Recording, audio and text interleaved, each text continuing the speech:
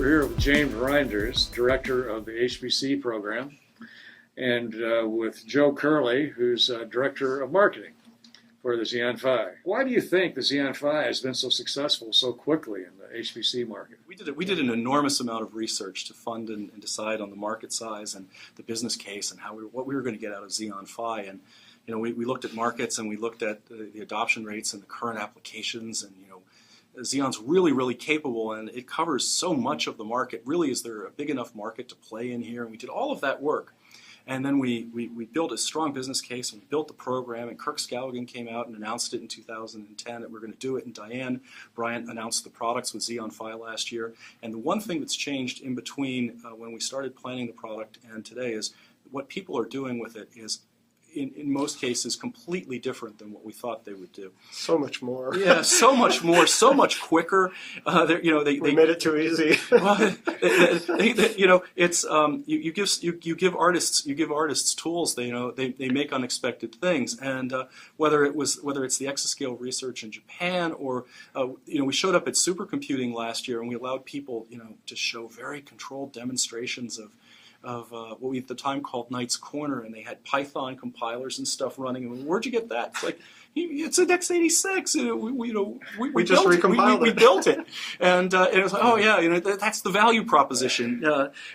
So watching what people have done with the technology has been really the thing that's warmed my heart. And when you come into work, it's one thing to sell hardware, but our group vision is to try to improve and we actually mean this, to improve the life of every person on the planet by helping them solve their most important problem of every scale. Whether that's a metallurgist in Jenkintown, Pennsylvania, trying to build a rivet that won't shear on a space shuttle, or whether it's the folks at Cosmos trying to model inflation. They're different magnitudes, but they're really important problems to that individual. And the fact that they're taking this hardware in ways we never expected and finding ways to solve those problems, it gives you a great reason to come back into work every day and try to make the next one. One thing that really warms my heart when I see people programming this device is one of the highest praises for it is someone working very hard on their code, realizing that now that they have up to 61 cores on a single device, that they need to pay a little more attention to scaling, go finely tune the code here and there. Things that they've done all along as they moved from 2 cores to 4 cores to 8, but now they have 61, and they tune it a little more to be perfectly balanced for that.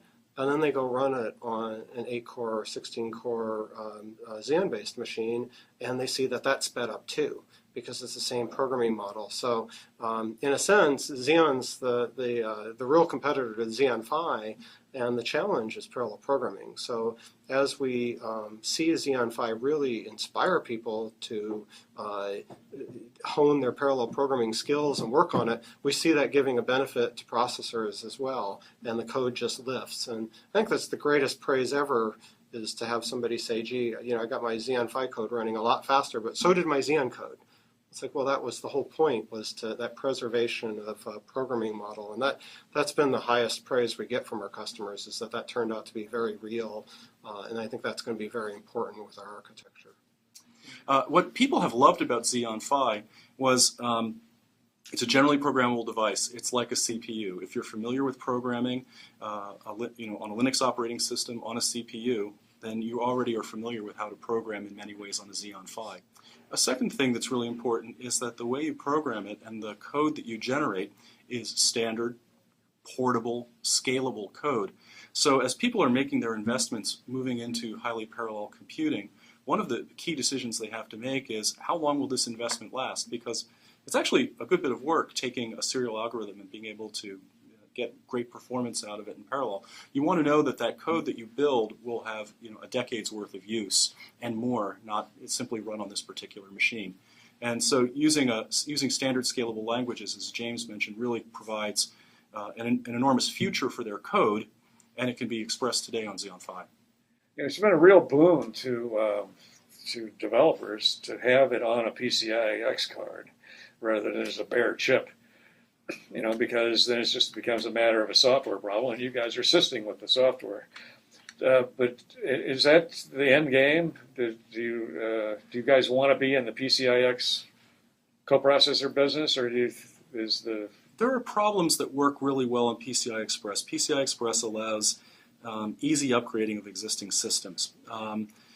If you have a very small data set and a very parallel problem, and you can move the data over once and compute locally and come back with an answer, PCI Express is actually a pretty good answer. But there are relatively few problems that actually look that way today. I think that in the long run, you'll see highly parallel microprocessors and other types of things coming in the marketplace. You know, and it's for a lot of engineering reasons, it's a logical place to introduce it. We're able to get that computational power into machines that exist today in a familiar environment, and give people that extra parallelism, that opportunity, and help build that pull for more. The pull's definitely there, as Joe alluded to, and you know, we do have a huge advantage. It's an x86 core. It's a bunch of processing cores that running a full operating system, and it happens to be sitting on the PCI bus, but it's not designed to have to sit on a PCI bus. One of the benefits of really being a processor, we call it a coprocessor because it's sitting on the PCI bus. One of the benefits of the way we designed it is if you're a processor, you could make that leap. So. Yeah, and I think that's another one of the points today. Today, a PCI Express card makes sense because really the Xeon, running the host operating system and running the I/O hierarchy and all of the communications with the performance characteristics of the Xeon, really are awesome at those tasks. You wouldn't want to use anything else.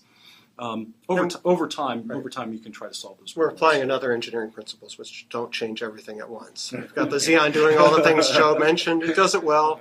Let's introduce the parallelism and not change everything at once. But we're interested in changing everything eventually.